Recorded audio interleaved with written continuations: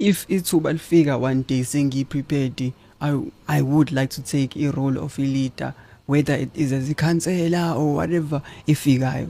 But inkinga iyodwa mina engiye ngibasheshe ngibatshene abantu ngayo, in everything I do I favor umuntu omnyama. Kuko konke engikwenzayo I choose umuntu omnyama above kona konke.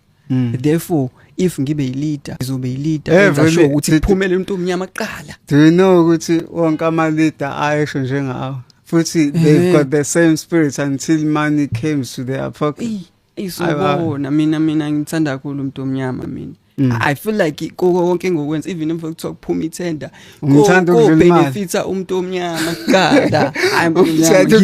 Ngimile kulokhuza umuntu omnyama mina. Ngimile angiwi. I love abantu abamnyama kakhulu and I believe ukuthi siyakude if we can just get an opportunity. Manje ngizama ukuthi ngivule leyo mnyango and I'm willing to spend the rest of my life ngchase a little dream because ikusasa laziwa. I don't know ukuthi ngizophelelaphi but I know ukuthi la ngiyakhona umuntu omnyama will be free.